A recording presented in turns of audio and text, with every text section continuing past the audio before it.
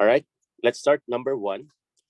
A sample of Oriental ginseng contains 0.4 milligram of active constituents in each 100 milligrams of powdered plant. How many active constituents would be present in 15 milligrams of powdered plant? So this is just ratio and proportion technique. So you have 0.4 milligram of active constituents in 100 milligram of powdered plant. Ilan daw active constituents ang meron in 15 milligrams of powdered plant? The answer here is 0.06 milligram. So, actually, yung 0.4 milligram, di ba, in 100 milligram, 15 milligrams na lang. So, it's expected na mas mababa ang sagot ninyo sa 0.4 milligram. So, aalisin nyo na agad si A, aalisin nyo na si B. Right? So papipili ka na lang kung C or D, and based on our computation through ratio and proportion technique, it's letter C. Okay? Number 1 is letter C. Number 2, conjugated estrogen tablets are available in strength 0.3 milligram. Okay, can you kindly check if you are muted? Please mute yourself.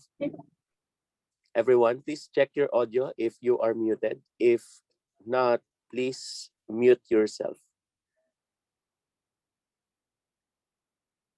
Thank you. Yan, para hindi tayo ma-distract at marinig ng iba. Okay, next, number 2. Conjugated estrogen tablets are available in strengths of 0.3 milligram, 0.45 milligram, 0.0625 milligram, 0.9 milligram, and 1.25 milligrams. If patient A took 1 tablet daily of the lowest dose and patient B took 1 tablet daily at the highest dose, what is the difference in the quantities taken between the patients over a period of days? Okay, what is the lowest dose here? It is actually 0.3 milligram. So for patient A, ang tinake niya 0.3 milligrams. Okay, times 30 days because they took it for 30 days. So the answer is, wait lang ha. What's the answer? 0.3 times 30. What's the answer?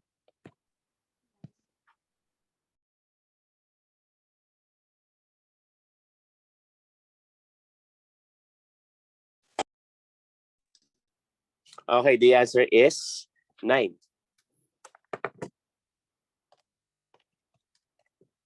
Yeah, 9 milligrams overall. How about for patient B? What is the highest dose? 1.25 milligrams. So the total dose of the patient, B, you multiply it by 30, 1.25 times 30, the answer is 37.5 milligram. And what is the difference between the two? So 37.5 minus 9, the answer is 28.5 milligrams. Sige, i-check natin kung meron ito sa answer natin. Okay, 28.5. It's not 2.85, so wrong ang A. It's not letter B, wrong ang 2,850 because 28.5 milligrams is 28,500 micrograms, right? So meron kang decigram and centigram. Now, remember that 1 centigram, centi di ba? No, kahit walang gram yan, centi is equal to 10 milli. Yan. So therefore, divide nyo lang to sa 10, you will get 2.85 centigrams. So therefore, the answer is letter C. For number 2, the answer is letter C. Next, number 3, a pharmacist attempts to weigh 0.0375 gram of morphine sulfate on a balance of dubious accuracy. When checked on a highly accurate balance, the weight is found to be 0.4 gram. Calculate the percent error in the first weighing. So this is an easy question again. Percent error is equal to the error, which is the difference between the original and the actual measurement. So 0.375 minus 0.4 gram, absolute value po, divided by the original measurement, which is 0.375 gram. You multiply it by 100. So what's the answer?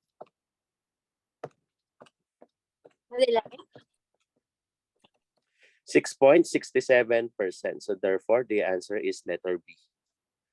Letter B. Number 4, utdik means as directed. Letter C. For number 4, it's letter C. Can I have a thumbs up kung nakakasunod? Yes or no? Nakasunod naman? Yan, thank you. Hindi tayo mag-uulit Like, pabalik, sir, pabalik na itong number 1 na to. Please do listen, ha? Okay, so number 5. Kasi buburahin ko rin itong mga nakasulat dyan Kasi basta may something dito sa pagsusulat. I mean sa tablet. Anyway, number 5. A specific gravity bottle weighs 23.66 grams. When filled with water, it weighs 72.95 grams. And when filled with another liquid, it weighs 73.56 grams. What is the specific gravity of liquid? So remember specific gravity?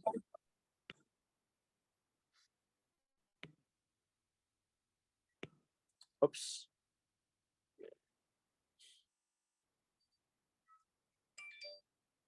Hello? Remember specific gravity?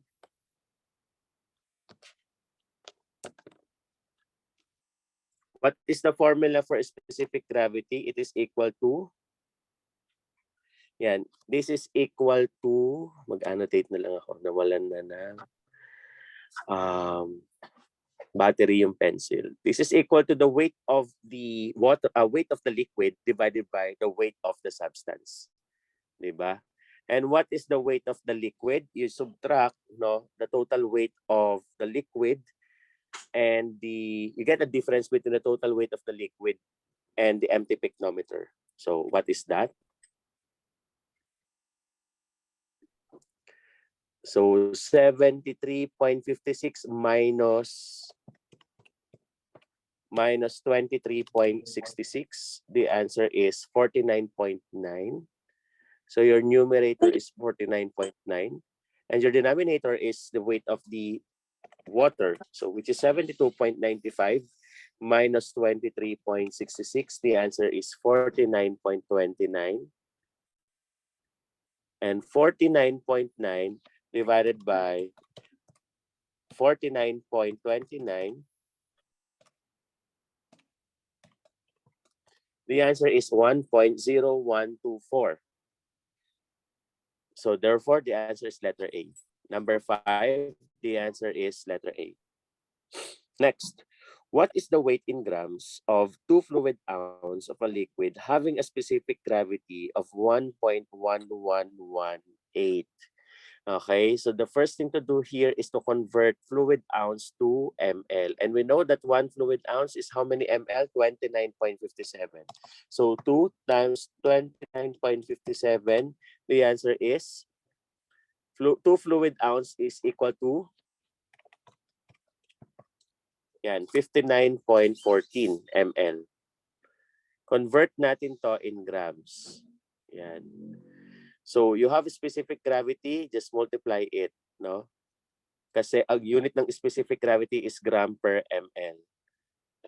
So makakancel na directly yung ml. Pag ang hinahanap volume, i-divide nyo naman sa specific gravity. So 1.118.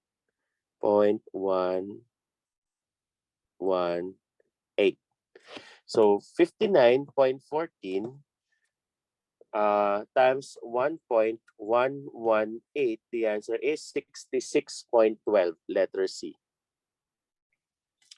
66.12.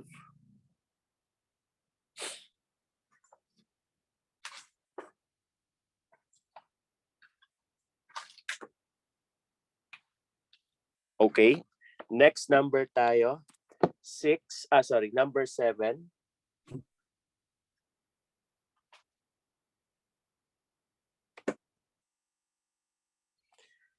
What is the cost of 1,000 ml glycerin with a specific gravity of 1.25 bought at 54.25 per pound? Oh. So medyo ang daming conversion ang gagamitin natin dito, no? So again, per pound tayo. Per pound. So saan galing yung pound, 'di ba? From weight. Okay, weight to pound. So you should know the conversion between weight to pound. Anyway, LB. This is LB. Yan. Anyway, 1,000 ml ka yung given. So you have to convert this first to weight. So how? Using the specific gravity 1.25. To get the weight, i-divide nyo sa specific gravity. Ay, sorry. To get the weight, i-multiply sa specific gravity. So 1,000 ml, yan, 1,000 ml multiplied by the specific gravity kasi ang unit ng specific gravity again ay ano, gram per ml, yung relative unit niya. So you can cancel this out. 1,000 times 1.25. So it's 1,250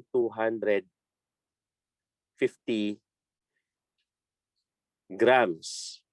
Convert this into pounds. Yan. Convert this to pounds. So we know that 1 kilo is 2.2 pounds. So this is actually like 1.250 kilo. Diba? I-multiply nyo sa 2.2 pounds per kilo. Per kg. Okay? So cancel this out.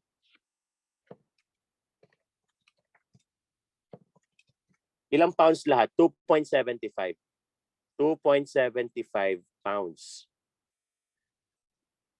Magkano ang presyo? Mag-ratio and proportion ka na because yan, cost is $54.25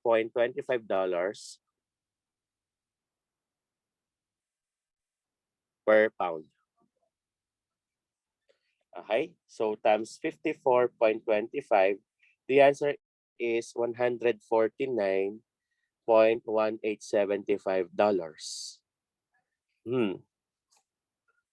Nawala sa ating choices. Okay? So this must be, what did you answer?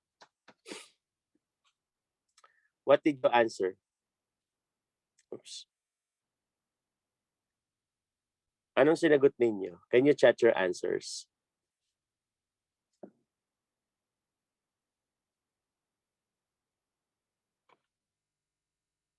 A daw. Tingnan natin ha.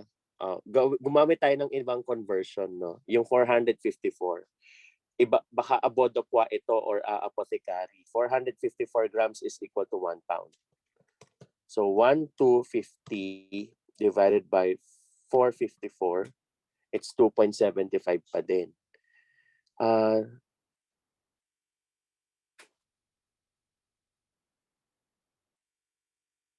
Oo nga, wala siya. So i-multiply natin sa 54.25. The answer must be 150.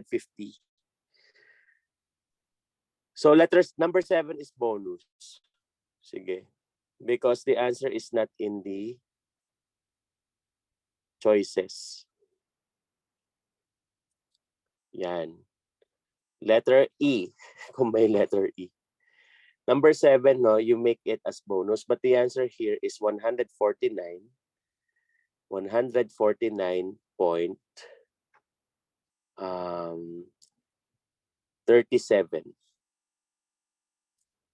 149.37. Lagyan ko na nga ng letter E ito.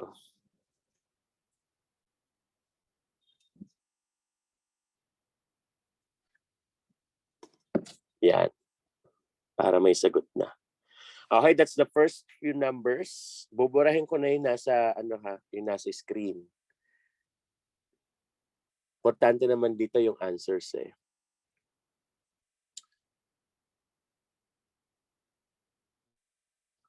Okay. Numbers, tayo? 8, 9, number 8 to 14. A certain injectable contains 2 milligrams of a drug per ml of solution. What is the ratio strength of the volume? The answer here in number 8 is letter D. Letter D.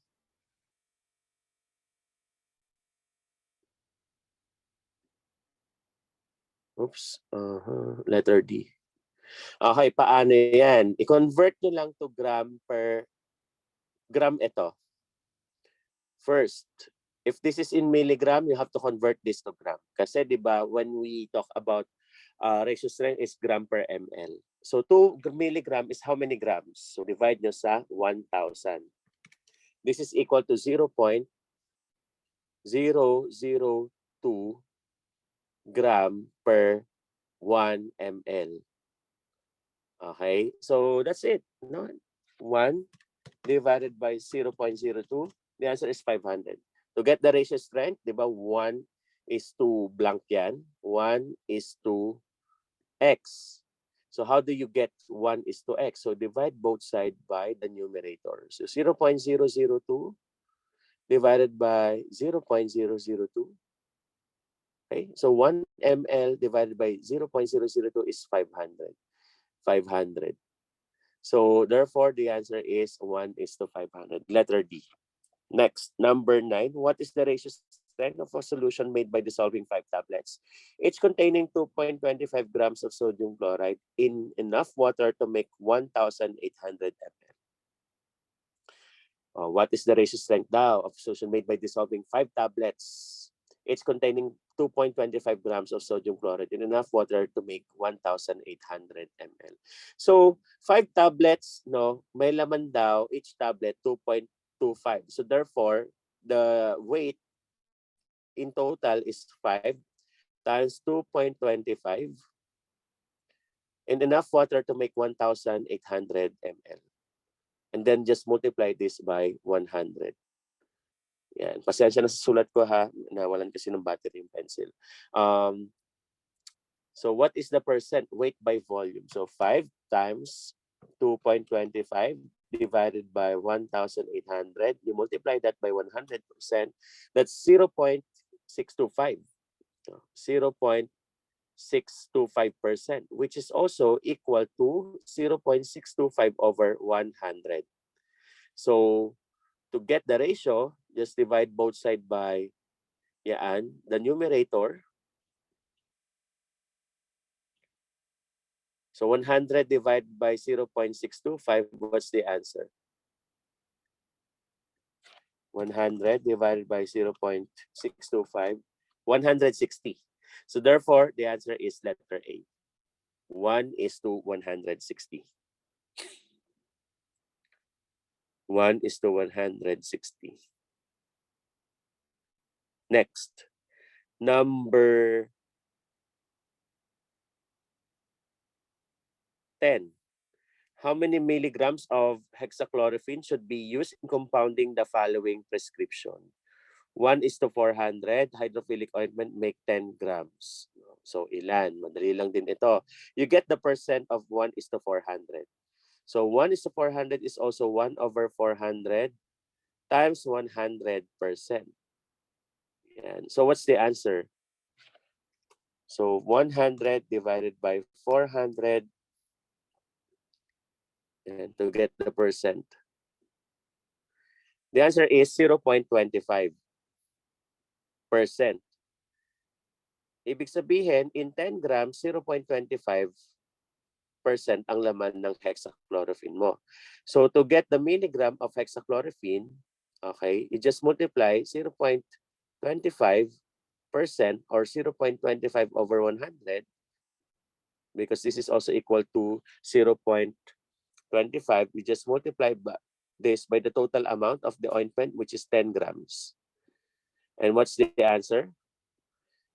0.25 times 10 divided by 100, the answer is 0.025. Yan. Ulitin natin. 100 divided by 400. 0.25% times ilang ointment yun? 10 divided by 100. 0.025. Okay.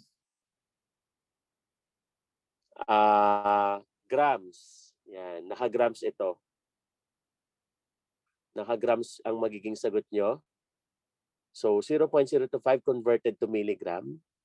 Kasi di ba 0.25% is 0.25 gram in gram. Yan. Milligram ang kailangan natin. So 0.025 ang sagot dito, you multiply that by 1,000 to get 25 milligrams. So the answer is letter B. Letter B. Next. Number 11, the drinking water in a community has detected lead in drinking water at a level of 2.5 parts per billion. No? The EPA's MCL is set at 15 parts per billion. Express the difference between two values as a ratio strength. So naka-PPB ka naman na. Yan. PPB yung isa, PPB yung isa. Get the difference, 15. Ayan, 33% na. Okay. Makapagsulat na maayos si sir. 15 minus 2.5, the answer is, the difference is 12.5 parts per billion, which is equal to 2.5 over 1 billion parts, di ba? So to get the ratio strength, just divide this by 12.5 both. The answer is 1. No, i-divide natin. 1 billion divided by 12.5. 80 million. So therefore, the answer is letter B. 1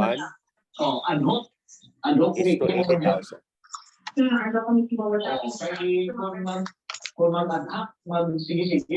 Kindly check if your audios are muted.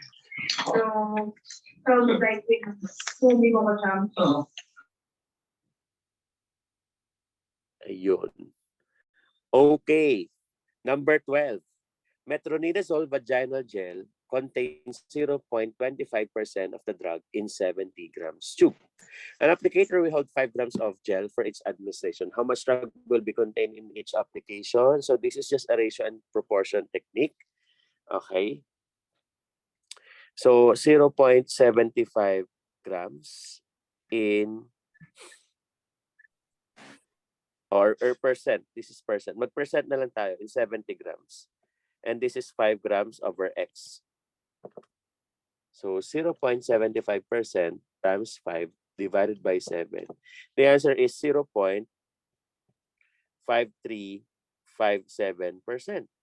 Yan. So paano yan? Hindi pa, we're not yet done, no, with the problem. Pwedeng i-compute mo muna din ilan yung metronidazole in 70 grams. Okay, kasi naka-percent pa lang po tayo. The answer here is number or letter. Ano sagot ninyo? Sige, wag tayo mag-ratio and proportion. I-clear ko nga muna lahat. Annotate, clear. Clear all drawings.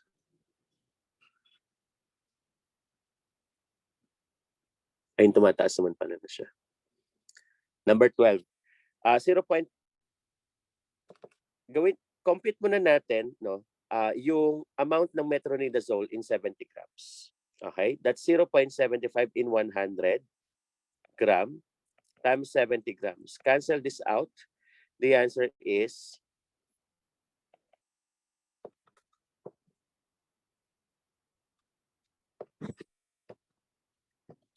meron kang 0.525 grams of your metronidazole in 70 grams. So mag-ratio and proportion na tayo. 0.525 gram in 70 grams of the total tube. Ilang amount ng metronidazole? Kaya na kasi percent. Hindi mo makukuha yun. Percent is not equal to gram. 5 grams per application, right? So X is times 5 divided by 70. Yan, 0.0375 gram. However, milligram yung mga nasa choices, multiply mo to sa 1,000, the answer is 37.5 milligrams. So letter C. The answer in number 12 is letter C. Number 13.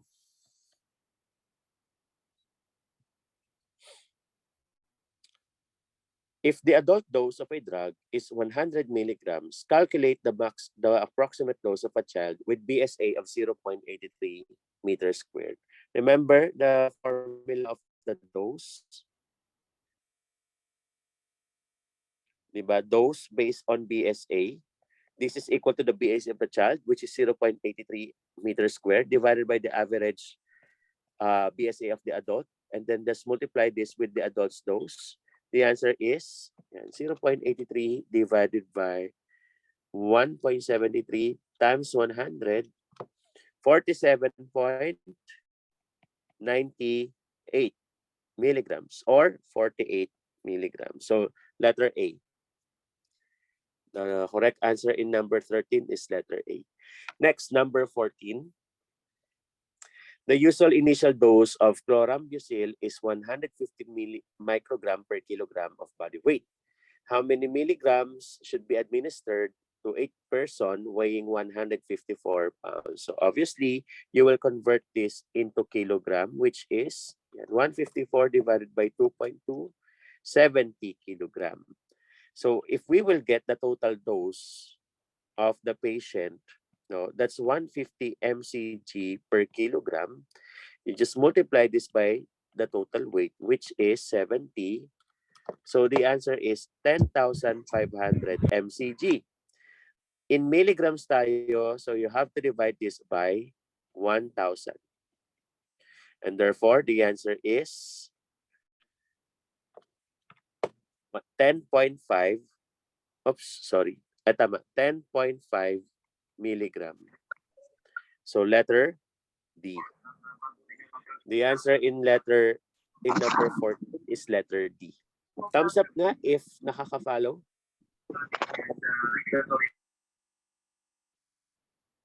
All right. So thank you. Next, number 14 or 15, sorry. Calculate the BSA for a patient measuring 165 centimeter in height and weighing 65 kilograms. So remember the formula in number 15 for BSA. This is equal to the square root of height in centimeter, which is 165, multiplied by the weight in kilograms, which is 65 kilogram, divided by the constant value, 3,600. And get the square root. What's the answer? Letter B, 1.73 meters squared. Tama ba? Thumbs up nga if yes. Okay, thank you for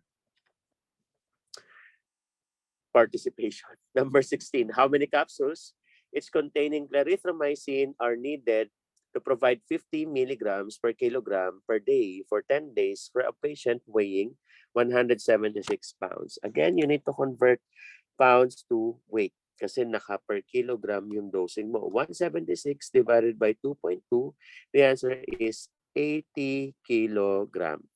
Yan.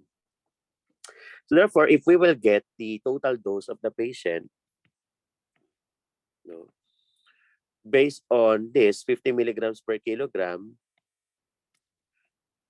yan, so just multiply this by 80 kilogram. So 80 times 50, so per day, may 4,000 milligram ka per day. For 10 days, di ba? So multiply nyo pa ito by 10. So the answer is 40,000. 40,000 milligrams. So ang dose mo, 250 per capsule. So just divide this by 250 milligram per caps. So therefore, the answer is 160 capsules. So letter B. Number 16, the answer is letter B. Next, If the pediatric dose of dactinomycin is 15 mcg per kilogram per day for 5 days, how many micrograms should be administered to a patient with 40 pounds weight?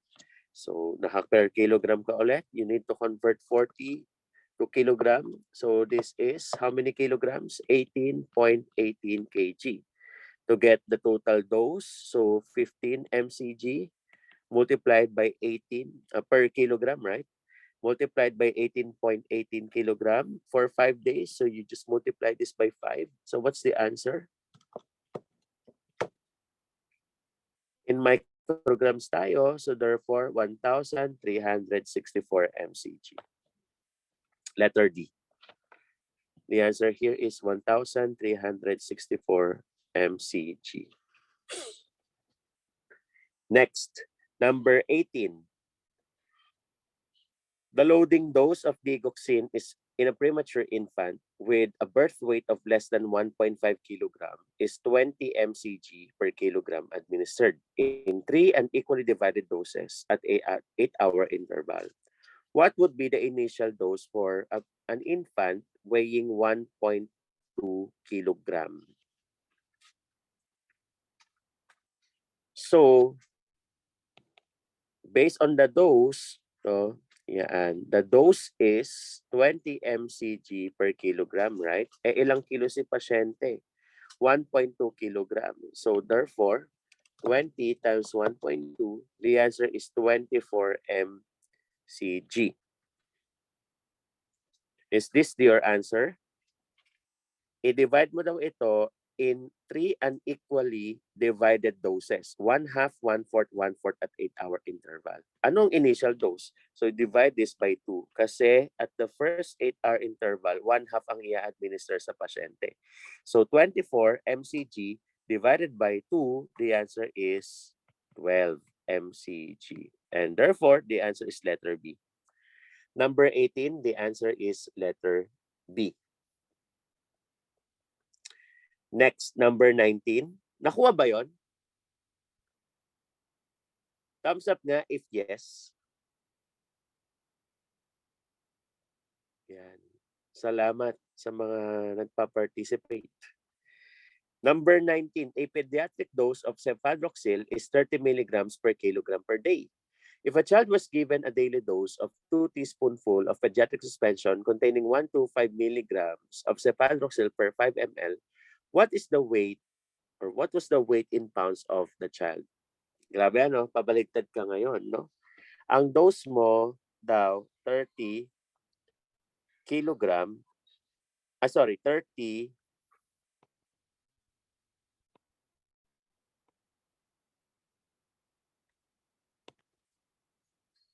nasan ka na?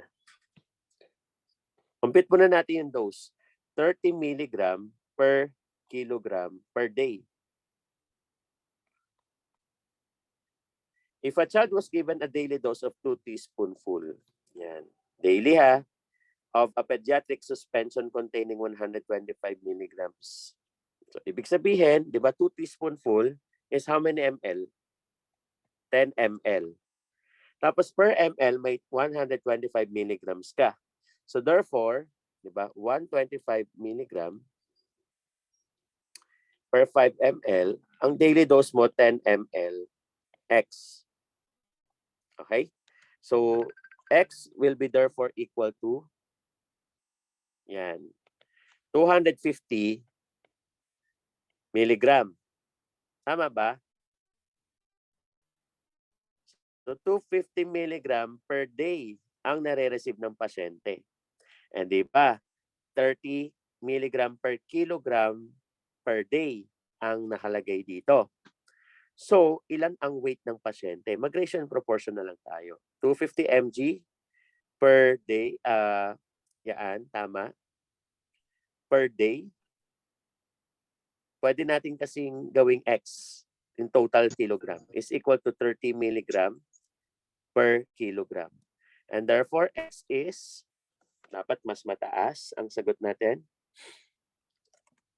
So, 250 divided by 30, the answer is 8.33. 8.33 in converted in pounds. Naka-convert pa tayo to kilogram. So multiplied by 2.2. The answer is 18.33 pounds. Letter B. The answer is 18.33 pounds.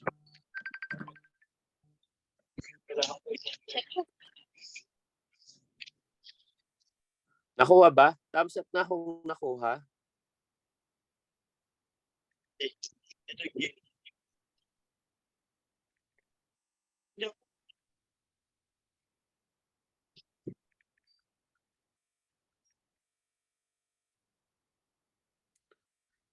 Okay.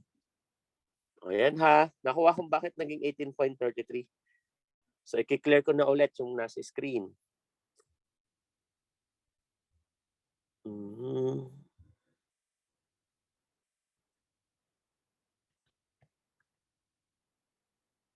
Okay. Numbers, ano na tayo? 20. A drug carboplatin for ovarian carcinoma is administered intravenously at a dose of 360 milligram per m squared or per meter squared. That's body surface area. Except in patients with impaired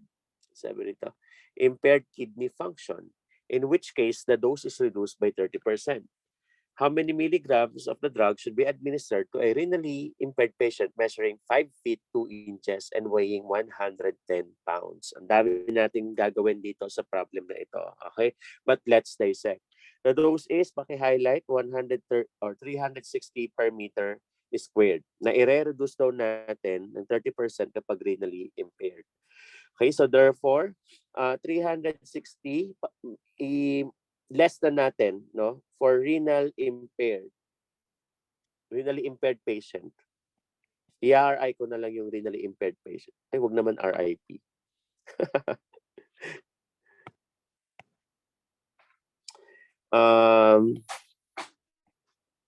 So how do we less the 30%? You less the 30% by subtracting it by 0.7 directly. So kahit sa calculator, minus 30% ninyo, makukuha niyo yung sagot. Minus 30% of it. So this is 252 milligram per meter squared. Ngayon, ang problem mo na lang is, ilan ang i-administer mong dose sa pasyente with a height of 5'2" and a weight of 110 pounds. Remember our formula for BSA? Compute mo yung BSA niya, which is equal to height in centimeter. Now, what is 5 feet and 2 inches in centimeter? Paki-compute nga, pakisabi sa akin. So 5 feet, di ba, is 12 inches. So 5 times 12. So that's 60 inches. May 2 inches kang additional. So 62 inches. And how many centimeter are there in 1 inch? So 2.54. So multiply by 2.54. So the patient is 157.48 centimeters, right? Nakuha ba to? Again, 5 feet is 60 inches. So 60 plus 2 inches, that's overall 62 inches. To convert this into centimeter, you just multiply this by 2.54. And therefore, the answer is 157.48. And what is the weight of the patient in terms of kilogram? 110 divided by 2.2, the answer is 50 divided by 360. So 157.48 times 50 divided by 3,600. What is the answer? And get the square root.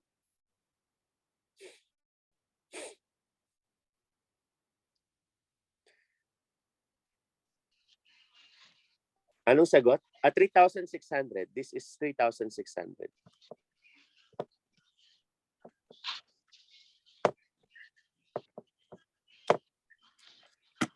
Anong sagot po? Square of this values. Paki-chat naman because I don't have scientific calculator with me. So I don't know the square root.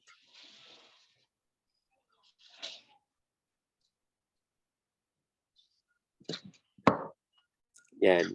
Whatever that you get here, itong BSA na to, meter squared ang unit niyan. I-multiply mo to sa BSA na makukuha mo sa pasyente. Yan. And whatever number it is, just multiply it by 252 and you will get letter D. The answer in number 20 is letter D.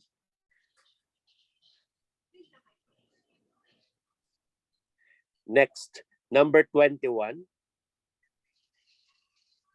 The dose of paclitaxel in metastatic breast cancer is 135 to 175 milligrams per meter squared by IV infusion for over 3 hours.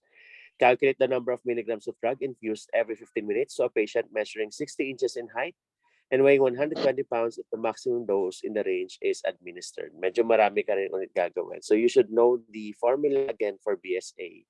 Okay? So i-compute natin yung BSA again ng patient, which is equal to square root of the height in centimeter. So 60 inches yan. You just multiply it by 2.54.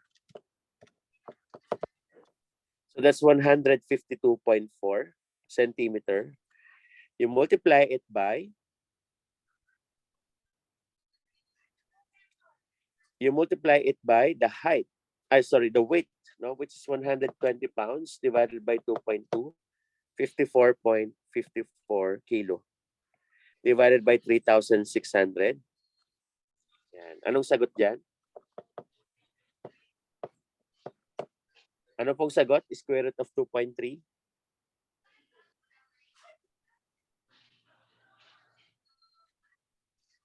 Hello?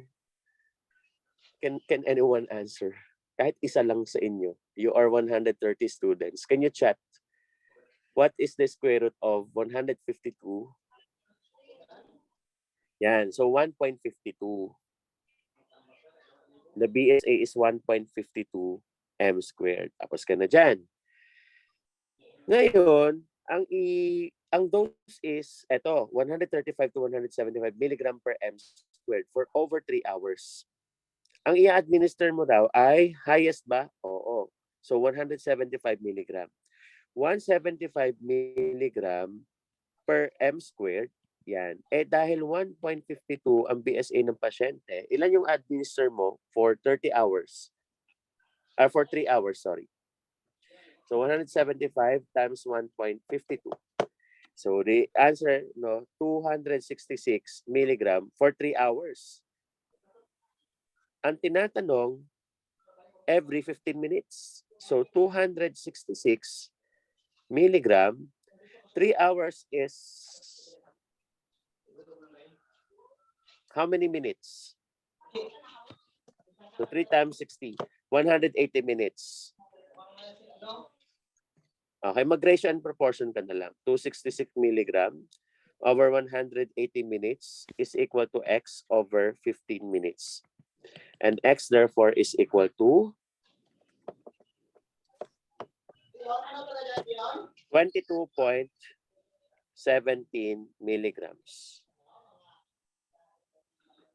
O yan. So ano kaya sagot dito? Letter A. Nasa 22. Pag ni-round off natin to 22 milligrams. Pag ni-round off natin to 22 milligrams. Sir, bakit magkaiba? Because we rounded off in between calculations. Okay? The answer here is letter A. Number 21, again, letter A. Again, reminder, can you check if your audios are muted? If not, paki-mute po.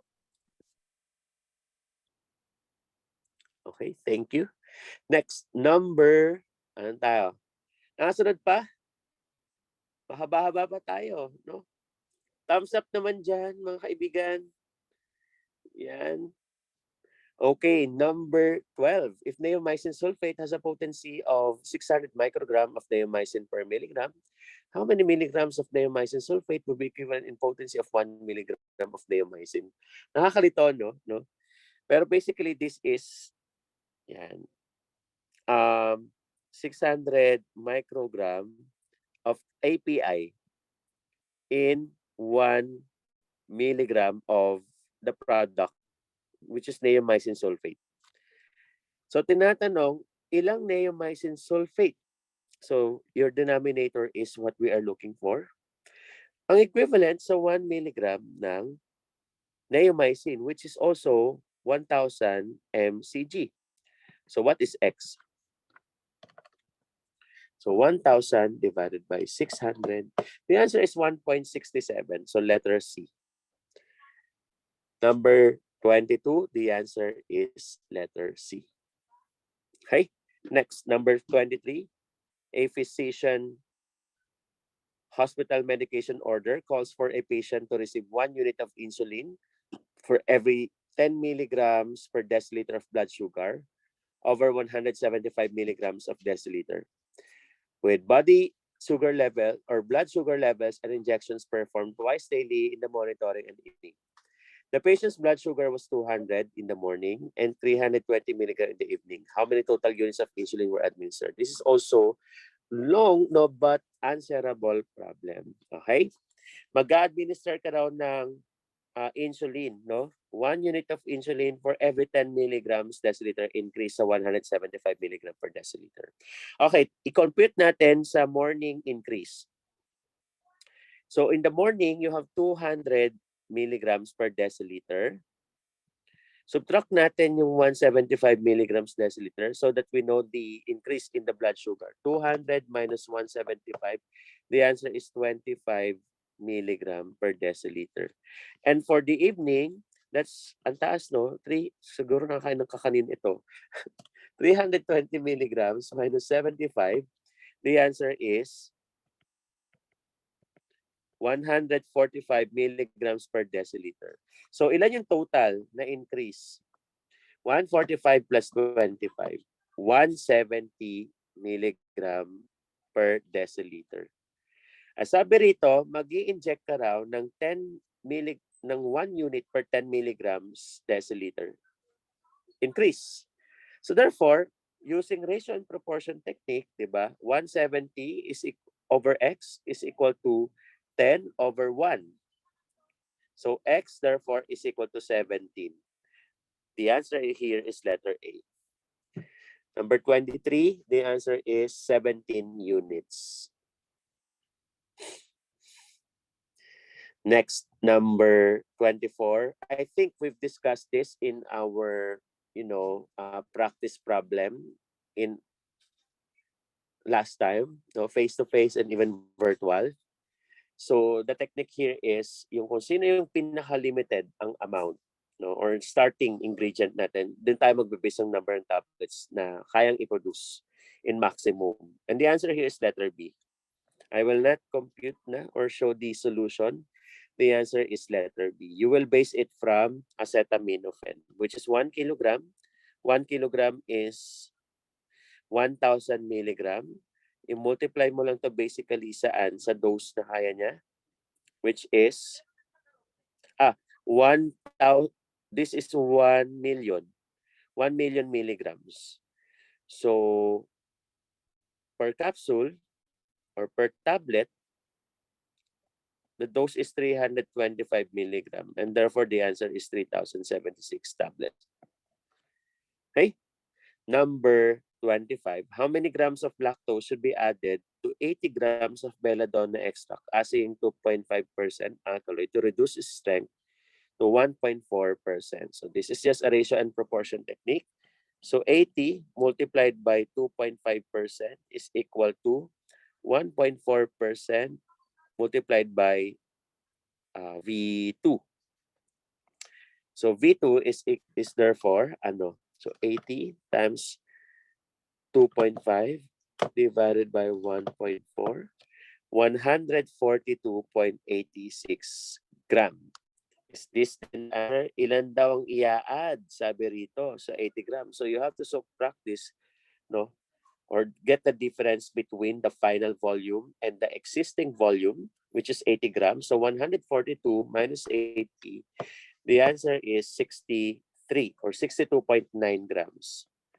Therefore, the answer is letter B. In number 25, the answer is letter B. Okay. Nakasunod ba? I will erase again what's written on the board. Hopefully nakasunod. Number 26 na tayo. If the cost of human growth hormone is 40 milligrams every 4 hours, 6 times daily, how many will a 180 pounds patient receive daily?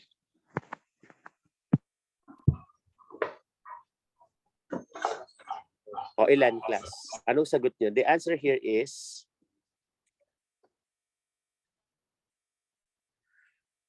compute natin, 40 milligram every 40 pesos per milligram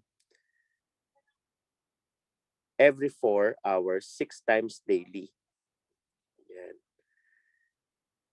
How many will a 180 pounds patient receive daily? What is your answer here? Medyo confusing yung question, no? Sige. May nag-raise ng hand. Sino yung nag-raise ng hand? Sir, wala pong solution.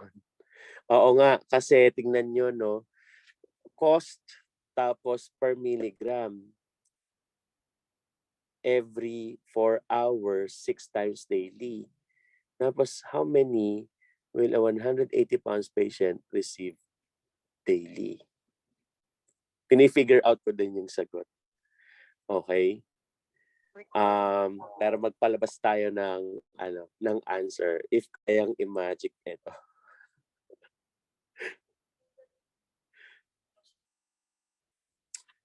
$180 divided by 40. 6. Oo. Wala nga. Number 26, i-bonus natin to. Number 26 is bonus.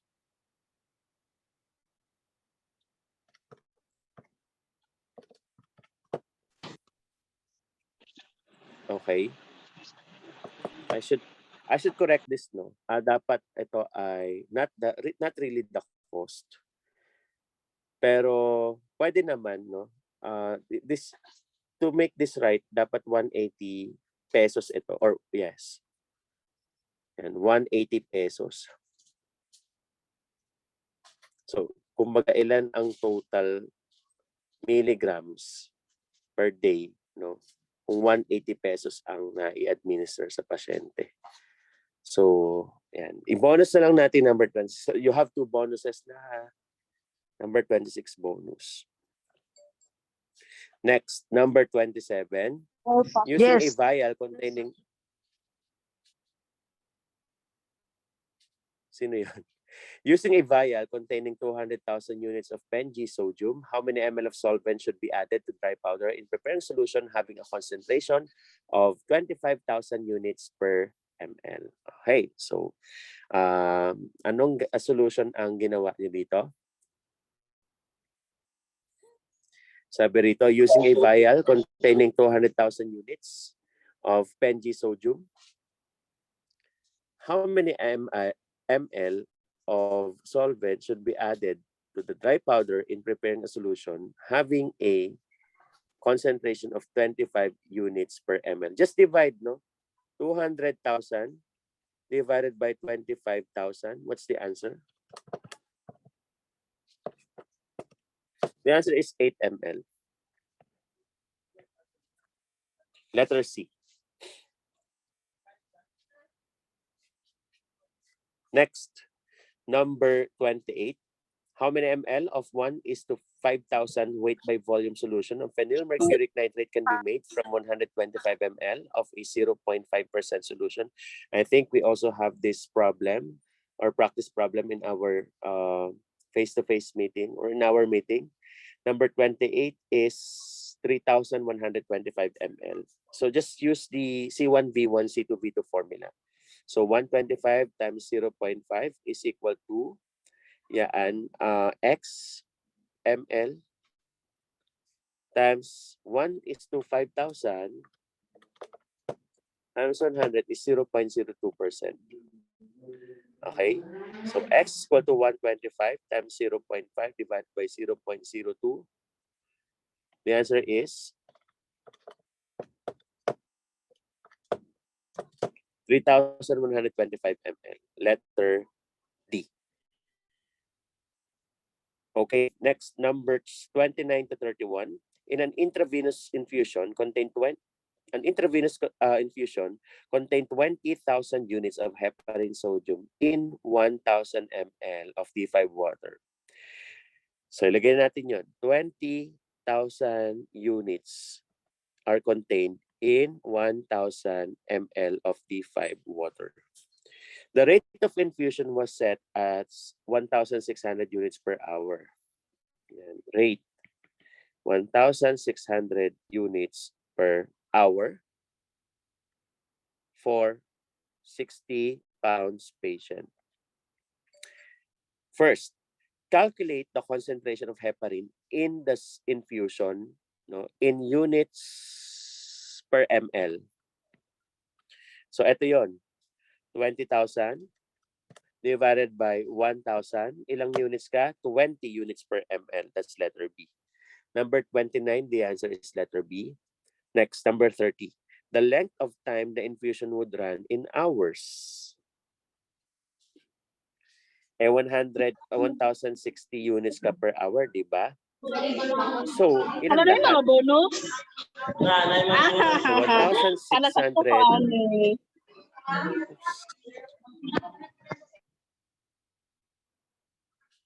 Yan, 1,600 units, di ba? Per hour. Ilang total units ka? 20,000 units. Ilan yan? So, X therefore is equal to, i-divide nyo lang 20,000 divided by 1,600, 12.5 hours, letter C. Number 30, the answer is letter C. Number 31, what is the dose of heparin sodium administered to the patient on a unit per kilogram per minute? No? So, madali lang din ito. 20,000 per kilogram. What is the answer per kilogram? Diba? 160 pounds yan. 160 divided by 2.2, that's 72.72. So therefore, 20,000 divided by 72.72. So may ano ka? Meron kang 275 units per kilogram. Per minute, sabi. Divide nyo pa sa 60. Divided by 60.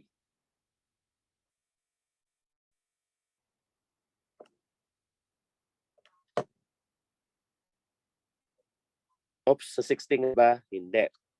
Kasi, for ano pala ito? For ilang oras to lahat-lahat?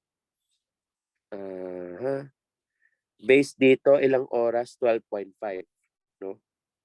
12.5 hours. Yang 1,600 na yan. Hindi nyo i-divide sa by 60 ha. I-divide nyo doon sa 12.5 times 60. 750 minutes. So 275 divided by 750 minutes. 0.37. Letter A. Number 31 is letter A.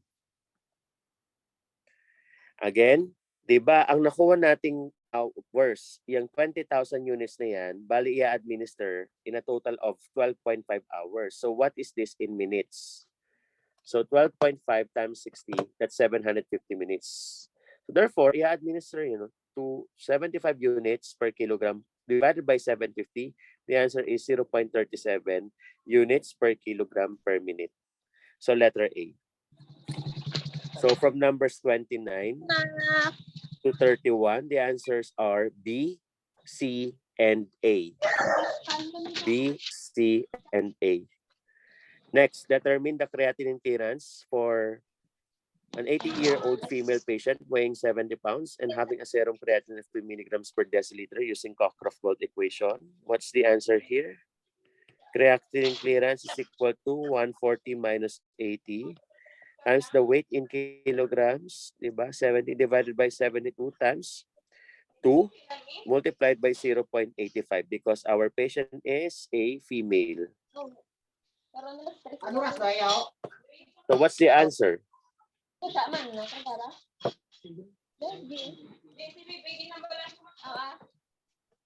The answer is 24.8.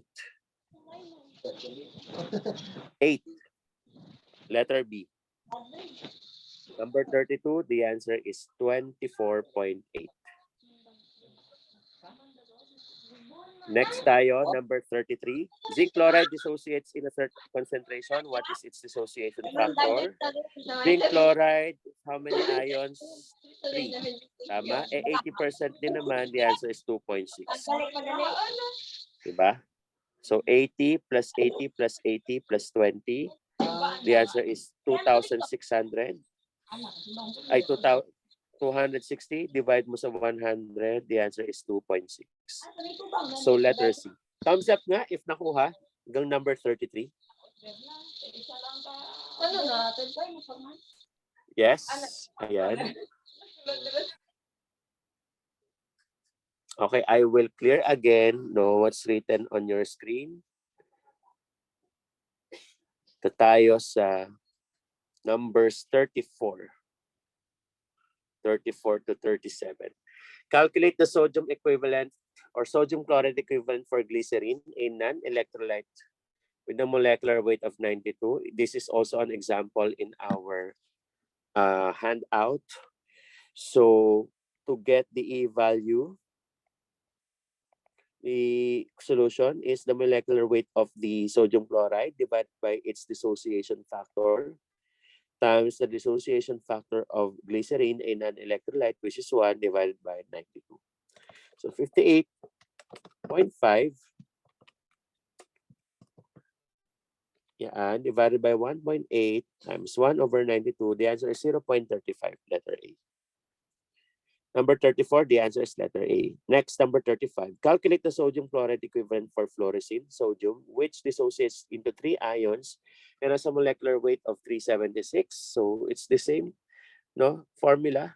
Sodium chloride equivalent is equal to 58.5 over 1.8 multiplied by 3 ion daw siya. So 2.6 is the dissociation factor for 3 ion, right?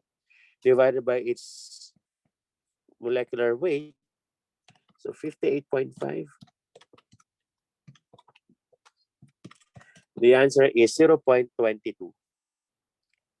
or 23. Letter D. Dali lang ito. Ito, number 36. How many grams of boric acid should be used in compounding the following prescription? Okay. So, i-compute natin muna. Ito ay naka-percent ka. So, i-convert nyo muna into gram. How? So, step 1 tayo. So, 1%, i-multiply mo yan sa 60 ml. 1% is also 0.01. Tama? Gram in 100 ml. To get the weight, you multiply it by the total volume of the drug. 0.01 times 60 divided by 100, that's 0.006 gram. And you just multiply this by its E value, which is 0.2. The answer is 0.0012 gram. Okay, that's for phenacane. How about for the next API, chlorobutanol, 1/2, which is also 0.5%. Yan, which is 0.5 gram in 100 ml. To get the weight, you just multiply this concentration by the total volume of the drug. So 0.5 times 60 divided by 100, the answer is 0.3 gram. We can now multiply this by the E value, which is 0.24. The answer is 0.072 gram. And what is the step 2? Diba? You multiply 0.009 by the volume, which is 60 ml. So what's the answer? 0.54 gram. And what is the step 3? Subtract, no, what you got from A and B, from step 1, from step 2. So 0.54 gram minus 0.0012 gram minus 0.072 gram. What's the answer? 0.4668 gram. This is sodium chloride. Boric acid is what's being asked. So divide this by the E value of boric acid, which is 0.52. The answer is 0.9. walang lumabas. 0.8, ganyan.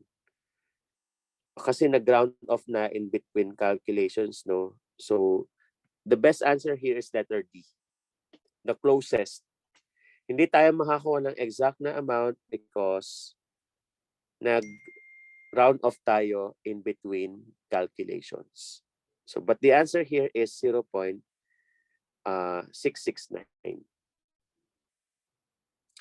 Next, how many grams of potassium nitrate could be used to make the following prescription isotonic? No? The prescription contains 0.12 grams of silver nitrate. Make it isotonic. So what is the answer? The answer here, using the same steps, no? Step 1, step 2, step 3.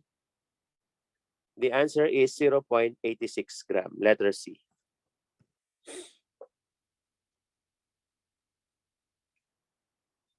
The answer is letter C.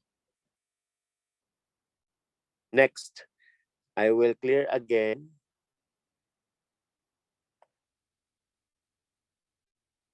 the solutions or the answers. Punta tayo sa number 38.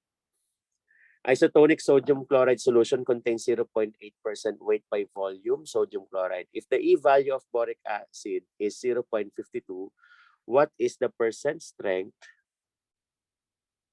of an isotonic solution of boric acid? Ano?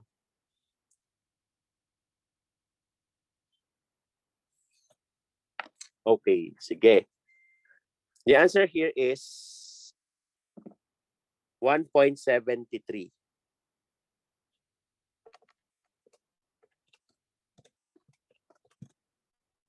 1.73. E value is equal to 0.52. Ano ulit ang unit ng 0.52? Ng E value, grams ng sodium chloride in 100 ml, in 1 gram of the drug. Okay?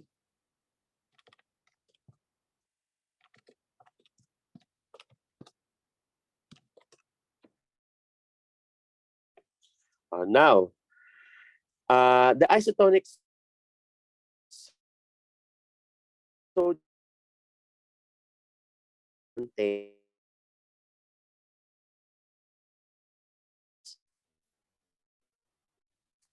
0 is 100 ml of solution.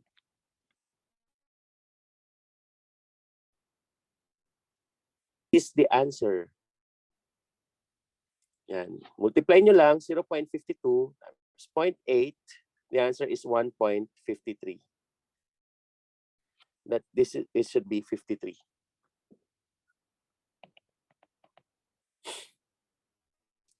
Letter B.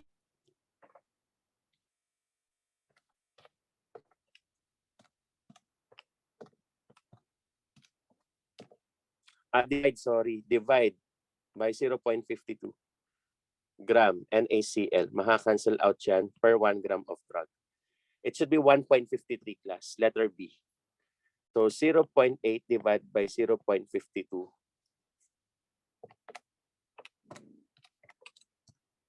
Yan, 1.53. Letter B. Correct na nga natin. Mamaya. Next, number 39. Sodium chloride dissociates 90% in a certain concentration. What is its Van Hoff factor? So, we know that this is 90 of sodium and 90 of chloride. Yan. Plus 10 of sodium chloride. So, 90 plus 90 plus 10, 190. Divide nyo lang sa 100. The answer is letter B. The answer is letter B for number 39. Letter B. So 90 plus 90 plus 10. Yan, divide nyo sa 100. Binigay kasi 90% dissociation. Next class. Number 40. A solution contains 10 milligrams of per 100 ml of potassium ions. Express this in milliequivalent per liter. Ano ulit ang formula natin dyan? So MEC, di ba, is equal to milligram times factor over molecular weight. So you have 10 milligrams per 100 ml. Express natin to per liter. Okay? So that is 10 milligram in 0.1 liter. So what is 10 divided by 0.1? So this is in fact 100 milligrams per liter. Therefore, 100 milligrams, what is the factor for potassium? 1. What is the molecular weight of it? Binigay ba? Hindi. But 39 is the molecular atomic weight of potassium. So 100 divided by 39, the answer is, oops, 2.56, letter B. Number 40, the answer is letter B. Next, number 41. How many milliequivalent of magnesium sulfate are represented in 1 gram of anhydrous magnesium sulfate? So, it's the same thing, no? 100 gram is equal to 1,000 milligram. Times the factor for magnesium, that's 2. What is the molecular weight? Hindi binigay. Ano ang molecular weight ng magnesium sulfate? Pagka hindi na ibigay ito sa problem or during the time na nag-exam kayo, let's just take this as bonus. Hindi kasi binigay eh. Magnesium sulfate molecular weight. 120.37. So 2,000 divided by 120.37, 16.6. So letter C. The answer here is letter C, but I will treat this as bonus. Bonus din ito, number 38. In number 40, sige, i-bonus na rin natin kasi hindi binigay ang molecular weight ng potassium. Sir, well, please take note, no? There will be 5 bonus points, no, for this drill. So, automatically, plus 5 silang lahat. Wala bang palakpak dyan? Palakpak talaga. May 5 na bonus. Okay, sige. Hindi kasi binigay unless you know. Ha? Next, number 42. A person is to receive 2 mg of sodium chloride per kilogram of body weight. If a person weighs 132 pounds, how many ml of 0.9% sterile sodium chloride solution should be administered? Okay, so this is also parang, well, challenging, no? Kasi ang daming gagawin. So 132 pounds, convert that to kilogram. So the answer is 60 kilograms, no? 2 mg per kilogram ka. So to get the dose in mg, so 2 times 60,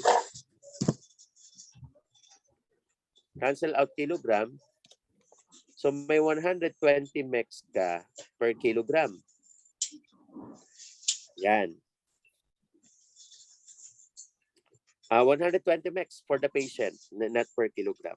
Ngayon, ilang ml of a 0.9% sterile solution of sodium chloride should be administered daw.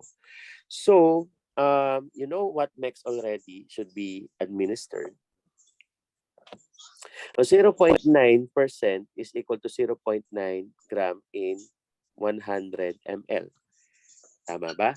Convert natin muna ito to milligram so that we know the volume. Okay?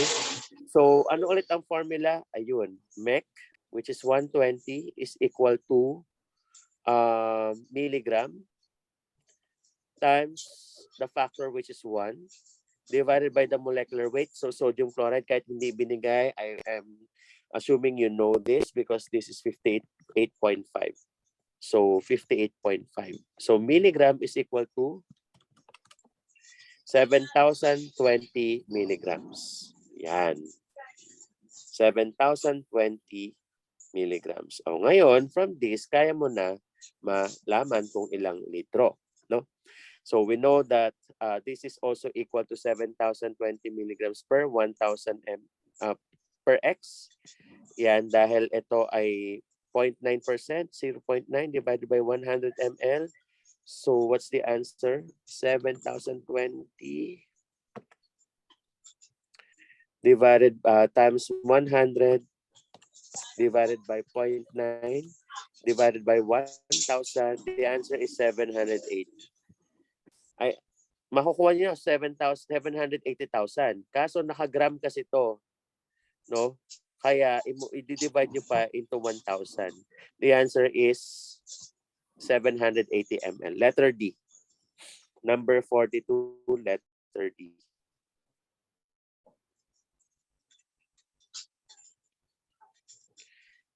I will repeat. I-erase natin to. Because na-compute mo na kung ilan yung total milligram, di ba? So to get the volume, i-ration proportion na lang natin yan. ml, x ito, x ml. Is equal to 0.9%, di ba? Which is 0.9 gram in 100 ml. Hindi sila consistent ng value, ay ng unit. So dapat milligram pareho, no? So kinumpit ko muna lahat. Sana lang ako nakamute ba ako?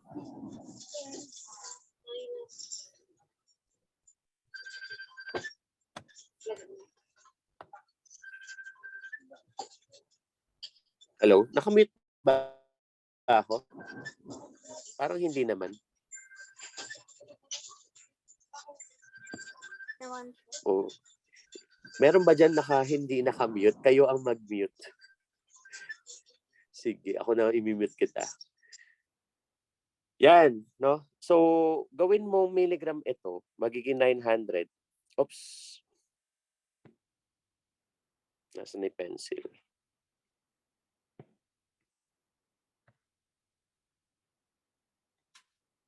Yan, eto, gawin mong milligram, 900 mg. And you will be able to compute 780 ml. Okay? Next, number 43. How many milliosmol of monobasic sodium phosphate are present in 100 grams of substance? O, ano class? Yan. Di ba ang 138 grams per mole. Tama ba? So, ilang mole daw meron sa 100 grams? The answer is X ito. 100 divided by 138, the answer is 0.72 mole. Convert that into millimole. So you multiply this by 1,000 times 1,000. The answer is 724.64 millimole. And the answer is letter B. Nasa ano din natin to, no? Practice set, no? During our discussion. How many milligrams would 2 millimole of monobasic sodium phosphate weigh? Okay. So kanina, binigay naman 138 grams per mole. Tama? Sabi ko kapag ginawang millimole, sige, gawin muna natin na millimole ito. Kung millimole ito, dapat milligram yung sa taas. Eh 2 millimole ito. So this is X. So 138 times 2, the answer is 276 milligrams. So letter B. Okay? Number 45. A solution contains 5% of anhydrous dextrose in water for injection. How many milliosmoles are per liter are represented by this concentration? Nasa problem din natin ito. The answer here is letter A. Diba? Milliosmole is equal to gram per liter over molecular weight times the number of species times 1,000. 5% is dito tayo, 50 over 180 times 1 times 1,000. The answer is A. Number 46. Nakasunod ba? Can I have a thumbs up? Para iaangat ko na. Thumbs up naman dyan. Okay, thank you. Iangat na natin. Number 46. Yan. Ang daming calculations, no? Feeling ko naubos yung oras nyo rito. Eh. Number 46, a solution contains 156 milligrams of potassium ions per 100 ml. How many milliosmoles are represented in 1 liter of solution? The atomic weight of potassium is 39. Oh, binigay pala dito yung atomic weight ng 39. So there must be no excuse for you not to answer yung previous problem kanina. Dapat hindi pala siya bonus. Pero nasabi ko ng bonus, so wala nang bawian. So bonus na siya. Okay, so compute natin, no? 156 milligrams in 100 ml. So that's 156 in 0.1 liter. 0.156 gram in 0.1 liter. O, anong sagot? This is 1.56. So yan, 1.56 over 39 times 1 times 1,000. What's the answer? 40 millimoles. Milliosmole. Letter B. Number 47, how many milliosmole are represented in a liter of 0.9% sodium chloride solution? The answer here is letter C. No? Nasa problem, ano din natin to, practice set. So 0.9% divided by 0.1, that's 9 divided by 58.5 times 2 times 1,000. The answer is 300 milliosmole per liter. Next, convert a blood plasma level range of 5 to 20 microgram per ml of tobramycin to millimole per liter. So madali lang din ito. Unahin na natin yung 5. 5 microgram per ml.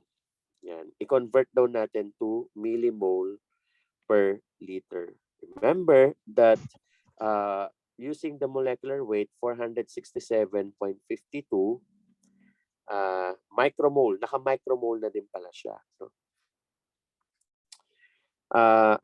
Sige, milligrams per ano tayo? Grams per mole.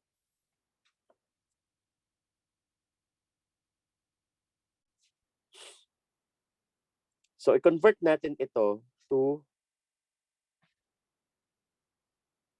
gram.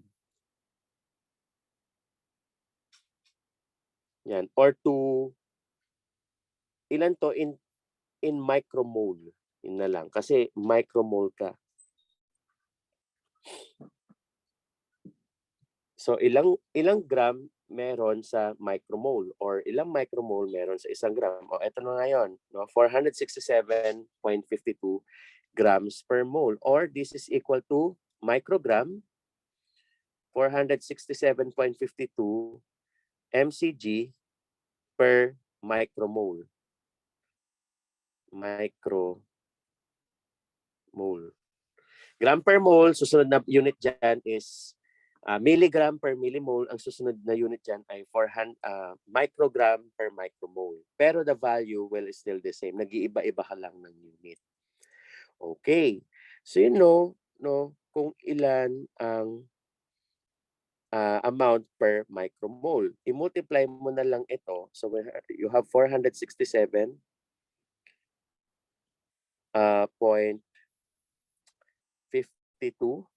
yan, mcg per micromole. Meron kang 5.20 microgram. Yan. So, therefore, 5 microgram, where should I multiply this? Into 1 micromole over 467.52 mcg para makancel ko to. So, 5 divided by 467.52, the answer is 0.01069. Sige, gumamit muna ako ng maraming decimal. Micromole in 5 micrograms.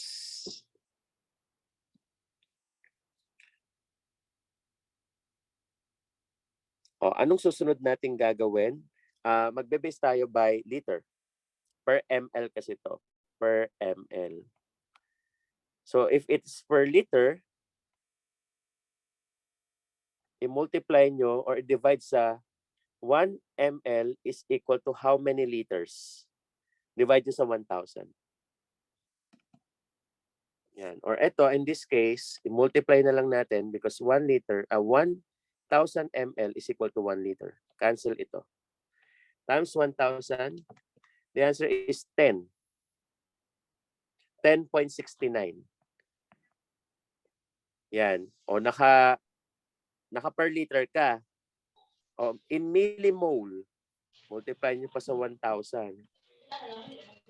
Divided by 1,000. Divided by 100. So 10.69 is the answer.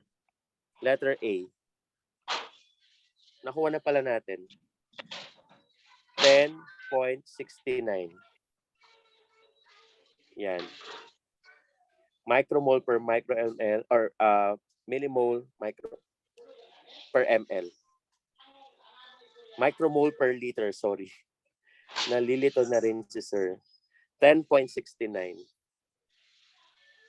Next. Number 49, a preparation contains, once na nakuha ko na yung 10.69, hindi ko na i-compute yung upper range. Ha?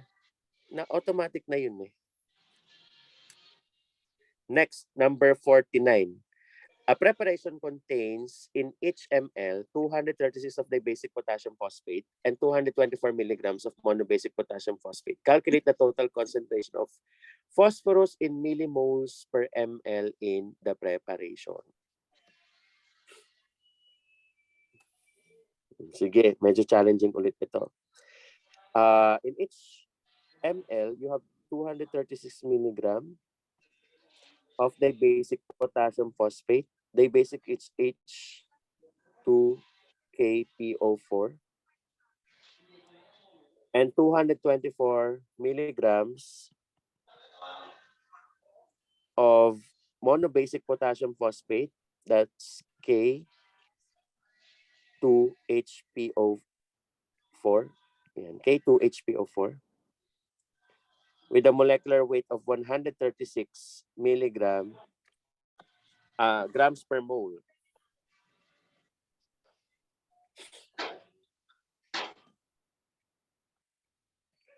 Basically, you will use the atomic weight of each atom to get the total atomic weight or total millimoles per ml of phosphorus. Can I erase muna yung para marami tayong space para sagutan?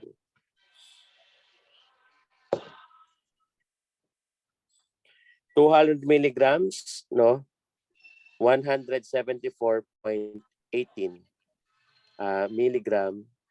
grams per mole. So therefore, yan, para malaman mo kung ilan per ml. Para malaman mo kung ilang moles muna ito. Yan, 236 milligram, i-multiply mo sa mole over 174.18 gram. However, gram ito and milligram iyon. So you will use conversion factor, which is, di ba, 1 milligram is equal to, or 1,000 milligram is equal to 1 gram. So pwede natin gawing 0.36 na lang ito, 0.236 gram. Yan, alisin natin yan. So ilang mole lahat to? 0.236 divided by 174.18. The answer is 0.0014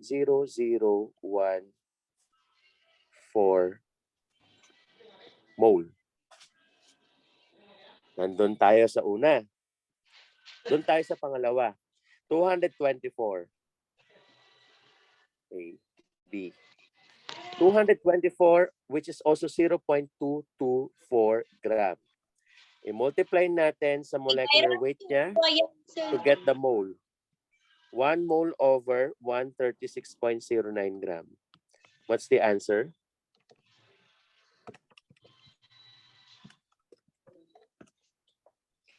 0.0016. Yan, mole. Overall, the total is ilan? 0.0016 plus 0.0014. The answer is 0.003. Yan, 0.5 mole. And naka-millimole ka. So to make this millimole, i-multiply natin sa 1,000. And the answer is 3 point something. Yan, 3.01 millimole. So therefore, letter C.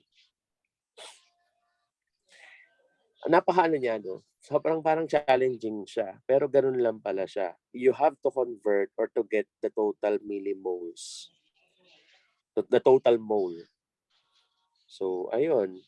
Sa first is 0.0014 mole. Sa second is 0.0016 mole. Just add them. The answer is 0.003 mole. Just make it millimole. You multiply it by 1,000. So, 3 millimole per ml. So, letter C. Next, number 50. A 10 ml ampule of potassium contains 2.98 grams of potassium chloride. What is the concentration of the solution in terms of mEq per ml? So same lang din kanina. No?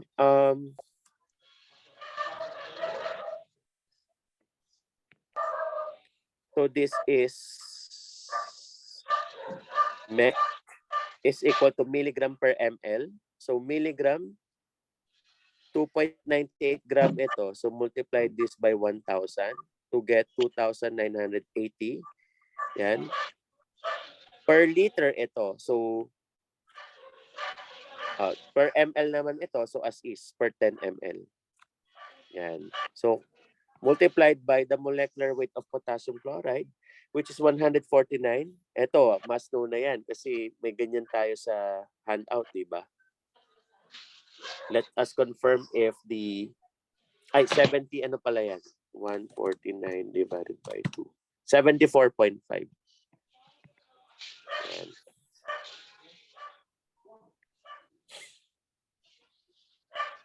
O, tama.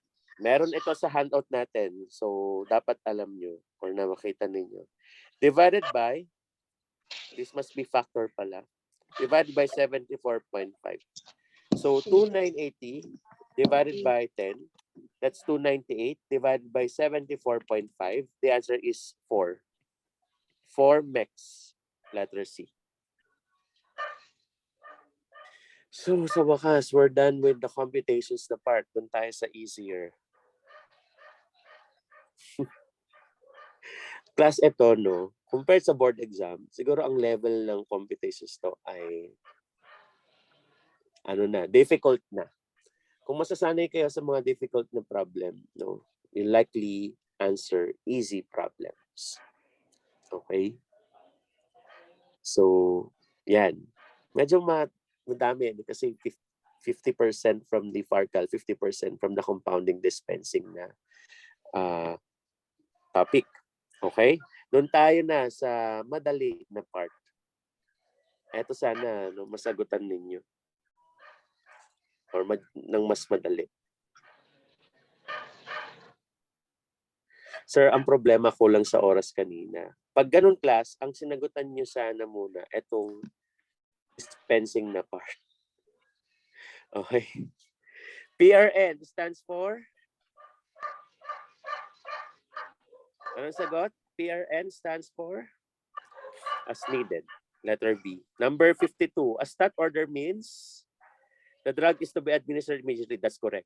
If you know that that is correct, you eliminate the answer that does not contain 1. That's letter D. Ganito magsasagot ng mga ng mga tawag dito Morse type question. Elimination. The order takes precedence over the regularly scheduled medication. That is also true. So alisin ito. Alisin na rin ito. The drug is to be administered at specified time. That's not true. No, because this is immediate. That means immediate. So letter B. Letter B. Number 53, situations that can potentially lead to drug interactions include multiple drug therapy. That's true. So alisin na ito, alisin na ito. So you are left between A, C, and E. Multiple prescribers, that is also true. Alisin na to. No? So C and E ka na lang. Patient compliance. Pagka-compliant ang pasyente mo with right dosing, right interval, so hindi siya prone sa drug interaction. So therefore, letter C is the answer. Number 53, letter C. Next, a substance commonly found in fermented foods which can interact with MAO inhibitors. The answer is letter A, tyramine. Tyramine. Next, which is not a manifestation of chemical incompatibility, evolution of gas, immiscibility, precipitation, or color formation. Letter B, because there is no chemical reaction in immiscibility. They just don't mix. In evolution of gas, there is chemical reaction. In precipitation, there is definitely chemical reaction. In color formation, there is change in identity. That's why there is change in coloration. So, letter B. Next, how do you classify a drug interaction that is very likely but might not be proven clinically? Ano to? Very likely but not proven clinically. It's probable. Probable. Letter A. Di ba established, clinically proven?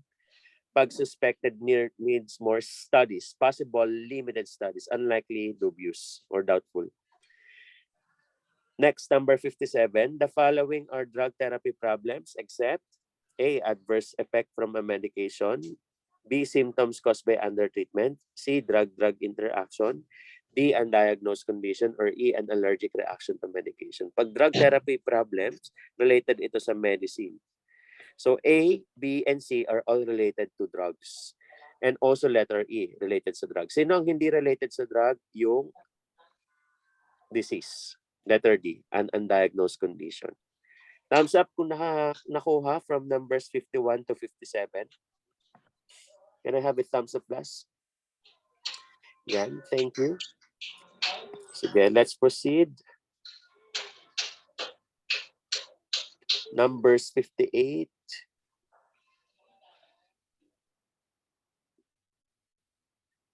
This is an example of SIGNA. SIGNA is an instruction to what?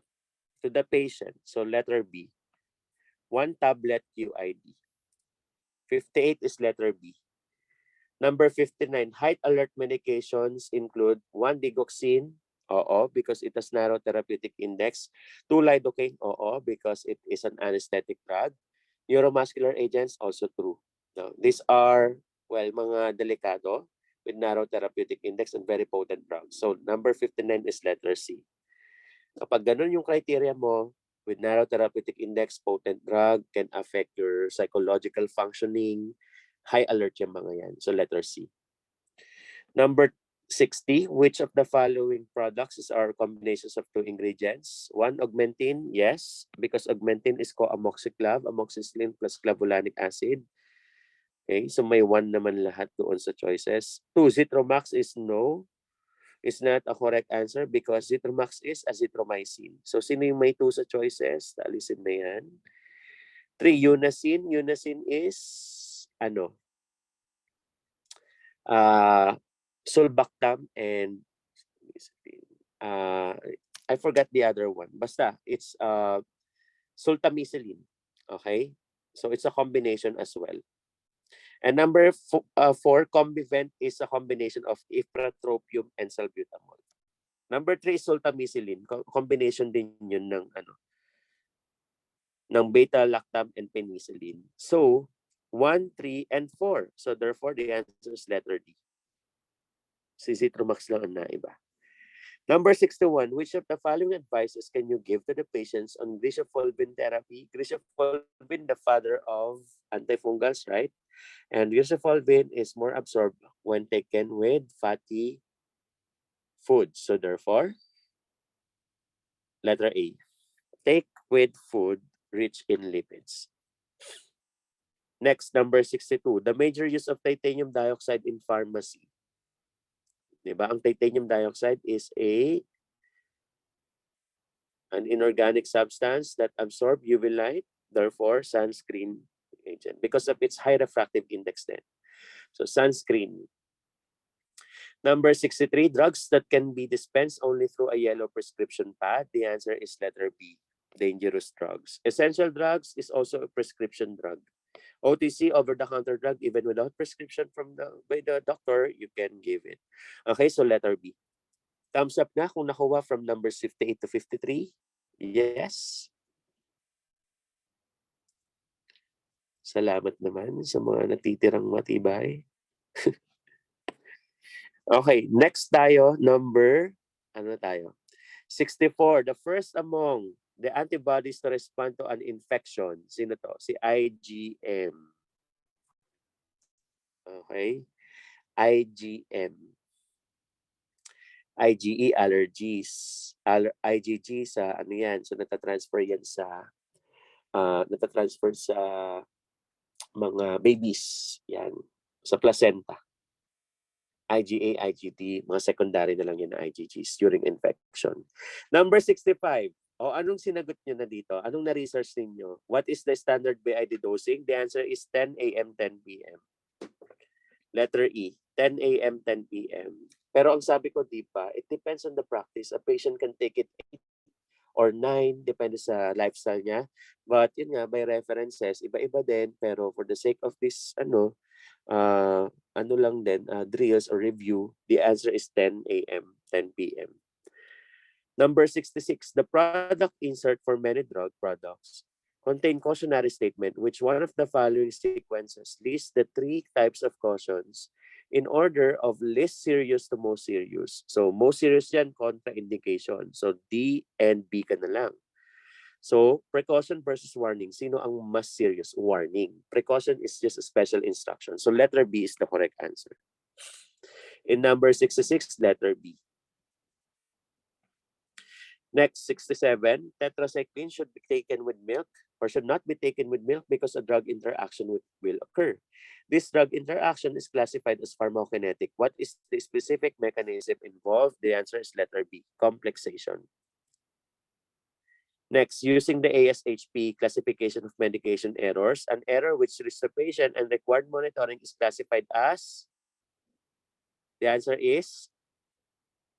Ano sagot nyo? Kasi merong dalawa na pwede. Nagre-require sila ng monitoring. If your answer is letter B, correct. If your answer is letter E, that's also correct. So therefore, the answer in number 68 is either C or B. Okay? Kasi it requires monitoring both.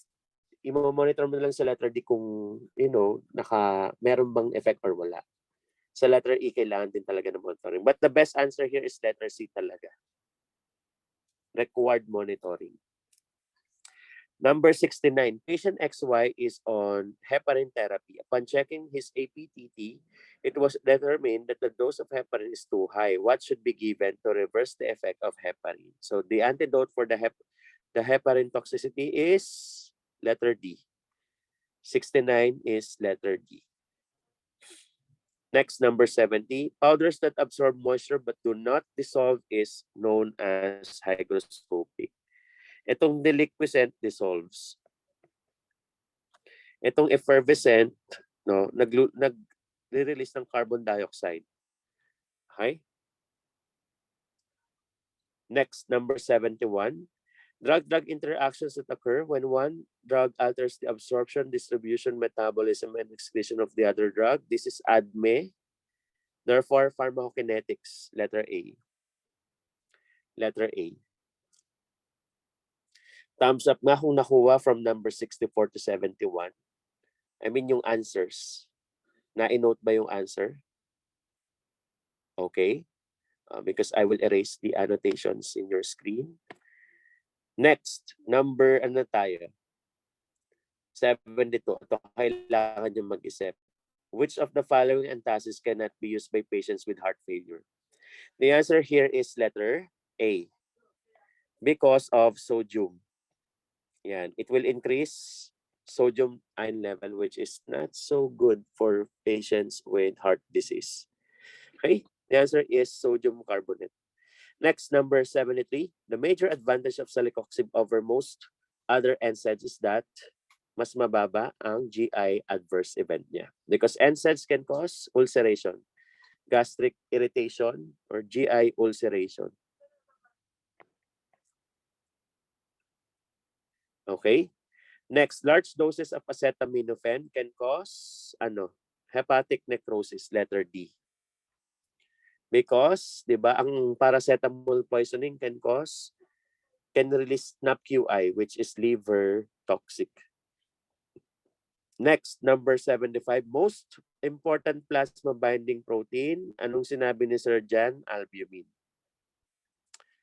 This is used in the treatment of alcoholism. The answer is antabuse or disulfiram.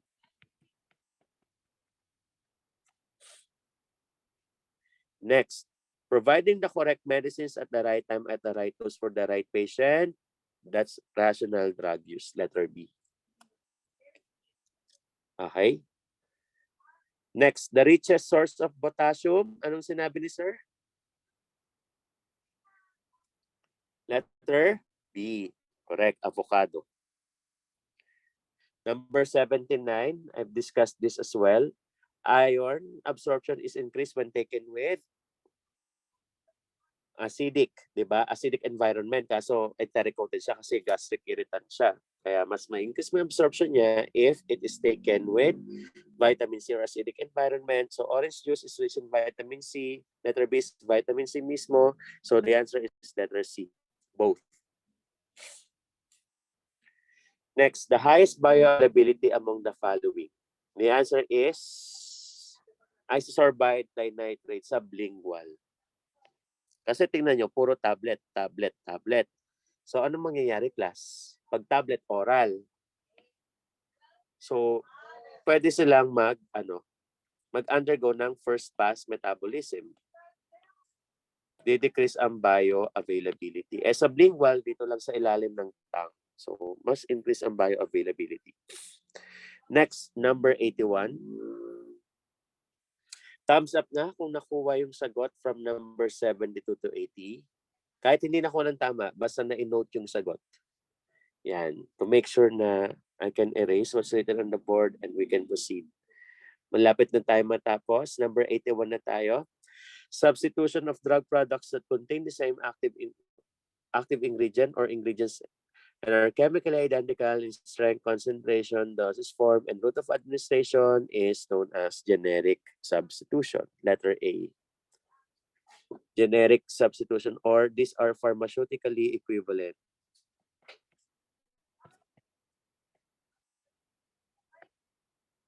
Okay, next.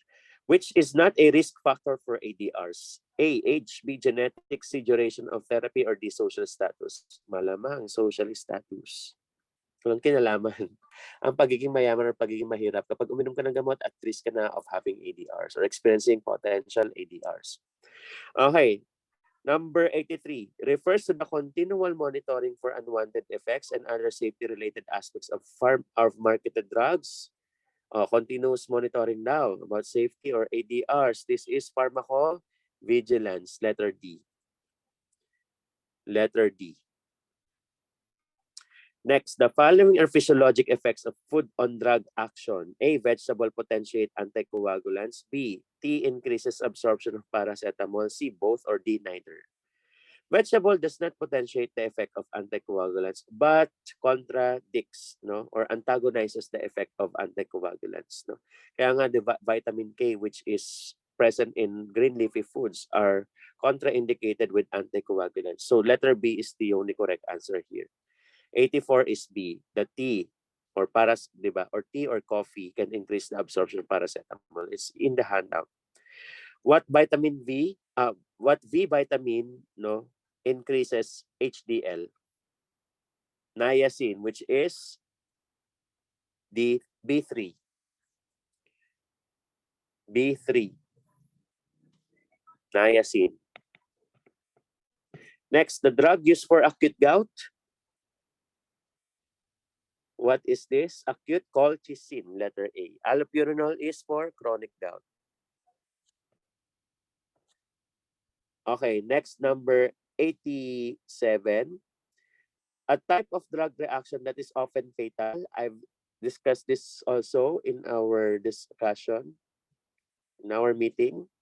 Sinong fatal na drug reaction? Anaphylaxis, letter B. Anaphylactic shock, diba? Thumbs up nga kung nakuha from numbers 81 to 87. Okay. Sa ano na tayo, ilan na lang. The DOC for your answer in previous number. Epinephrine, letter B. Yan. Number 89, which of the following is or true? All suspensions need a direction to shake the bottle. Letter B, all suspensions will attract a 4-week discard date. C, both, D, neither. So mali yung letter B. Letter A is correct. No? It should be shaken well before use. Next. Type F ADRs can occur as a result of the following, except A, antimicrobial drug resistance, B, counterfeit drugs, C, drug instability, or D, patient compliance. Obviously, no, the patient compliance. Because type F is failure, no, of treatment. So nagfe-fail because there is antimicrobial resistance, counterfeit or peki yung gamot, and degraded yung gamot. Pero pag compliant yung patient, hindi mag-fail ang treatment.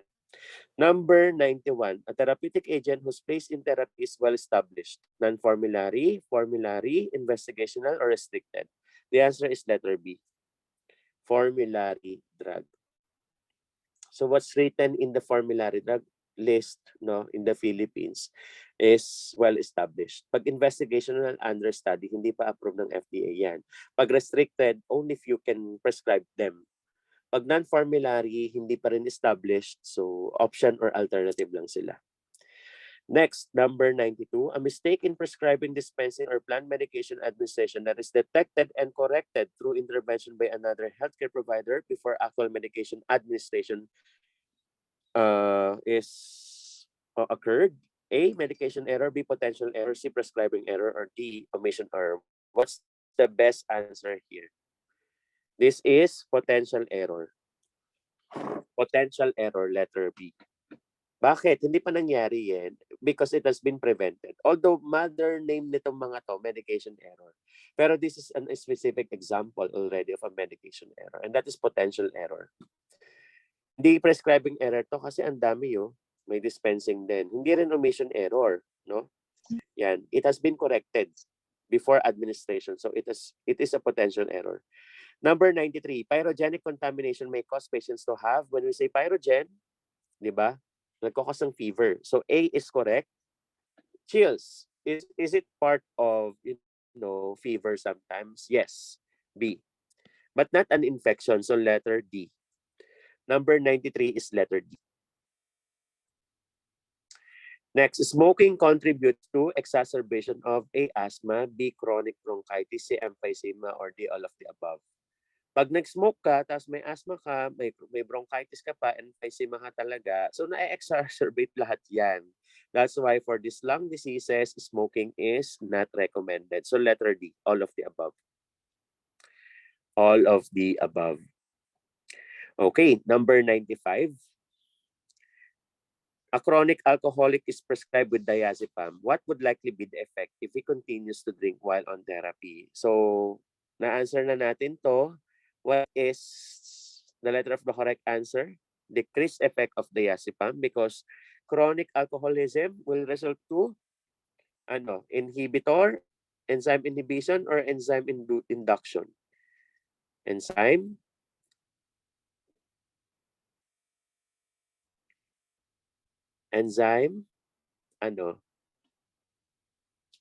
induction, decreased effect of diazepam.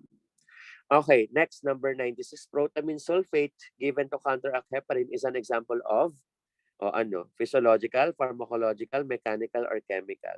Letter D. Yan, letter D. Acid-base reaction sila eh. No? It's a chelation din na reaction. Letter D. Next, Nakuha ba from numbers 88 to 96 yung letter of the correct answer? Thumbs up naman if yes. Thank you. Last numbers na tayo. Yan. Number 97, cardiac glycosides have low margin of safety. Example ng cardiac glycoside is digoxin. Okay? Toxicity is most likely in the presence of what condition? The answer is hypokalemia. 97, letter B. Ang clinical pharmacy topic na ito, no, I'm just testing kung you have exact knowledge on digoxin because we've been discussing digoxin then no, during our meeting. Okay? So, toxic yan. Mas toxic yan kapag mas mababa ang potassium level. Kaya nga, ang dapat na ipapainom sa kanila yung mga potassium-sparing diuretics like spironolactone. Number 98. It occurs when drugs are mixed inappropriately in syringes prior to administration. 1. Pharmaceutical interaction. 2. Pharmacodynamic. 3. Pharmacokinetic. Hindi kasama si pharmacodynamic and pharmacokinetic because these are all physiological. So number 1 lang tayo, pharmaceutical. So therefore, the correct answer is 1 only. Number 99, instructions and special care to avoid undesired effects and to ensure the safe and effective use of the drug. A, contraindication. B, warning. C, pharmacologic category. Or D, nota. The answer is letter D, none of the above. Bakit? Anong dapat sagot? Precaution. Okay? And last number, which of the following info should be recorded on a prescription? Ito, ang dami rin pwedeng magkamali. Prescription number, expiration date, date of consultation, or initials of the pharmacist. The answer is letter C. You don't need the expiration date doon sa prescription book. You don't also need the date of consultation, but you need the prescription number and initials of the pharmacist. Okay? So letter C. At hindi lang yan, marami pang ibang info like the generic name or the inscription and also the doctor who prescribed them. Okay? Please count the total number of correct items and please add 5 points, no? Because it's a bonus or those are bonus points for you guys. Okay? May tanong po ba? May tanong? Kung wala na, I hope you passed. Kung hindi naman kayo, ilan ang bonus? 5 points. No, 5. Ang passing is 75. Kailangan maka-score ka ng 75 para sure na sure kang papasa sa boards. Pero kapag ang score mo nasa 60, you have a high chance of passing the board exam. Kapag ang score mo 50, hindi nasa 50-50 ka.